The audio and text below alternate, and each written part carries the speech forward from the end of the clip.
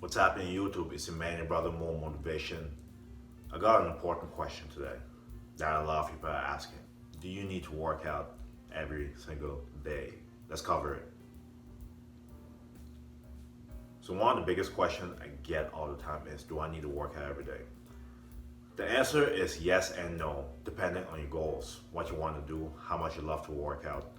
But for the average person that wants to have a good physique, be in good health condition, have a good body composition, and feel great in general, you don't need to work out every day.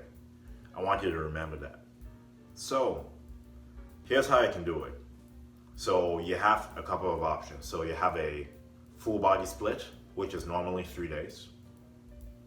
This is what I recommend for beginners that don't have time to get to a fitness facility more than 3 times a week. You have a 4-day split, which is a push, pull, legs, and a cardio day. You have a 5-day split, and you have a 6-day split. Some people have a 7-day split. So you don't need to do the 7-day split, okay? Just to remind you. But here is how I'll break up a 3-day split, a 4-day split, and a 5-day split. So let's begin with the 3-day split. So this is only if you're a beginner and you don't have a lot of time to get to a fitness facility. So this one is a full body split, okay? So how you could do it is, you can do a posterior full body, a front full body, and a full body. So what do I mean by posterior? So on Monday, you can do back, traps, hamstring, calves, something like that. 2 or 3 days later, you can do your front full body, which is your shoulders, biceps, chest, core, quads, something like that.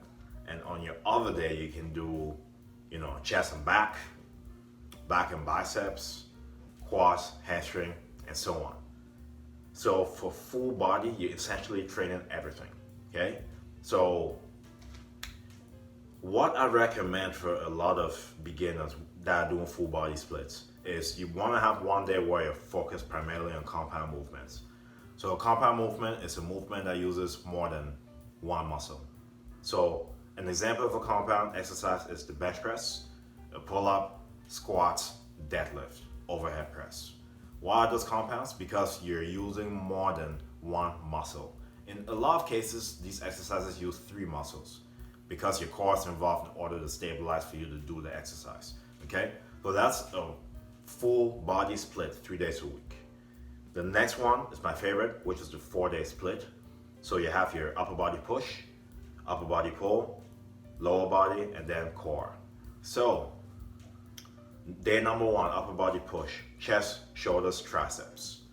Those are the muscles involved. Because when you think about pushing, right, you push, my chest is involved, my triceps here, and my shoulders. You can see the muscle, right? But when I'm pulling, right, my biceps, but when I pull here, you can see my back being involved, right? So when somebody says upper body pull, think about just pulling. You're just pulling, right? Or pulling this way. You know what I mean? And for push as well, think about somebody pushing something away, pushing something overhead, right? You're using your shoulders, triceps, and chest when it comes to that, okay? For your lower body day, on this kind of split, you're gonna do both the quads and the hamstring, glutes, calves, all that good stuff, okay? Next, we got the 5-day split. So this can be done a way that you prefer. So a lot of people like to do 2 upper body pushes, 2 upper body pulls, 1 lower body. Or a lot of people want to do 2 leg days, 1 upper body push, 2 upper body pulls. For a 5-day split, it's a lot more difficult for a lot of people to plan. So I will plan according to your weaknesses for a 5-day split, okay? So if you struggle with cardiovascular, for example, I would not do one of the days twice and plug in the cardio day in there, okay?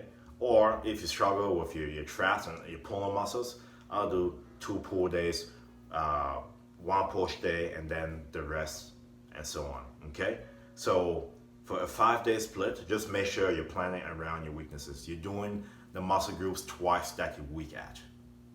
Okay, I know it's 2 of them you're gonna be doing twice, but plan accordingly. For me, for example, if I'm doing a 5-day split, I have to do legs twice because in my mind, legs are my weakness. And you're obviously gonna generate the most testosterone when you train your lower body the most. That's also something else to keep in mind. And when you generate a lot of testosterone from training your lower body, it helps you build muscle everywhere else. Okay, so that's a 5-day split. So now let's talk about my favorite one, the 4-day one. And this is the one I actually recommend for you in order to make the most gains without being in the gym too often. Okay, so 1 day is upper body push, 1 day is upper body pull, 1 day is lower body, 1 day is cardio. Okay, so I already talked a bit about what upper body push is, upper body pull, and what lower body is. So let's talk about cardio now. So there's 2 different kinds of cardio you can do. Okay, you can do a steady state or you can do HIIT. The main difference between these 2 and the reasons why to do one or the other depends on your goals. If you plan to be a long distance runner, you want to improve time on how fast you run a certain distance, then steady state is for you. But if your aim is only to burn some calories, get your heart rate up, and to look your best, I would recommend HIIT, because HIIT forces you to get in a fat burning zone in order to burn fat. And for those of you that don't know what HIIT is, it's basically high intensity interval training. It forces you to get in a zone where you're burning fat by elevating your heart rate 85 to 90% of your maximum. Okay? In order to find what your heart rate is, you're gonna take 220 and subtract your age from that, and that's your maximum heart rate. And in order to reach an 85 90% of your heart rate by doing HIIT cardio exercises, the best way to know what it is to take 85 to 90% away from your maximum heart rate. That's the fat burning stage. In this stage, you're burning fat for 24 to 48 hours. Right? This will strip the fat right away. With steady state, it is possible to lose fat, but in the process of doing that, you're also losing muscle and water. But if you're aiming just to lose fat, high intensity interval training is the best way to do it. One thing I will add with all the days you're training is you do not have to do more than 7 exercises, I would say. If you're doing 7 exercises on each day that you train, it's more than enough. For each of those exercises, you're gonna do about 4 sets and between 8 to 12 reps for each exercise. I recommend for a lot of my clients and for a lot of people, right? And each workout is gonna take you about 45 minutes, a little bit over an hour. But typically, you wanna be out of there before an hour if you do everything right, okay? So 55 minutes at the most. I know I'm giving an exact number there, but really, you don't need to be in the gym that long. And you're gonna average out about 3.5 hours in the gym for the week if one of those days is the cardio day, as I mentioned. And for the cardio day, you can make it between 15 to 20 minutes if you're doing HIIT, okay? So that concludes what you have to do as far as training goes, okay? You don't have to make it complicated. It's really not that complicated, okay? So you do not have to work out every day in order to have a good physique. You just need a plan, what you'll be doing. You need focused workouts. Challenge yourself on each rep range. So this is another point I want to add. If you have a rep ranges between 8 to 12, the weights you use have to challenge you between 11 and 12. What do I mean? If I said for you to do 12, for example, with a certain weight, if you can do 12 and you feel like you can do more, you're not using enough weight.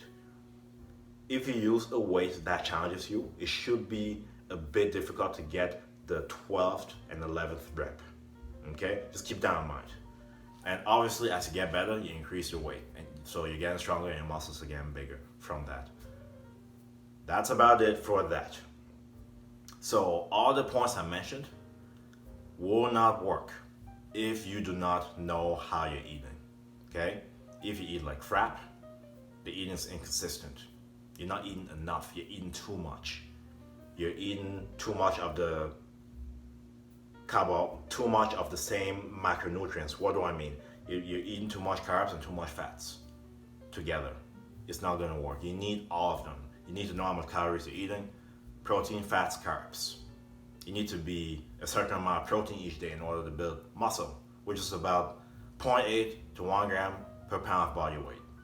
For carbohydrates, if you're training higher, or if you're training bigger muscle groups, it can be double your body weight. If you're not training at all, it should be your body weight, at least 200 grams of carbs, for example, for me, all right, on the low day, and on the high day, 400. Okay, and your fats, it cannot be anything more than half your body weight. So for me, 100 grams of fat a day is more than enough. And calories, take your body weight, multiply it by between 10 to 15, and that's about what you should be eating every day. Okay, so those are a couple of points that will help you. But all the things I mentioned, you do not need to train every day. Okay, the one I recommend for a lot of people, a lot of my clients that begin as well, is 4 days of the week. That's more than enough. With that too, you have to know what you're eating every day. You cannot eat anyhow and train and think you're gonna make results. You're not. I'm just being honest with you. And that's about it. That's about it to review. You do not need to work out every day. And the one training method I recommend is 4 days a week. Upper body push, upper body pull, legs, lower body, and your cardio. Okay? Upper body push is chest, shoulders, triceps. Upper body pull, biceps, back. Leg day, quads, hamstring, calves, glutes.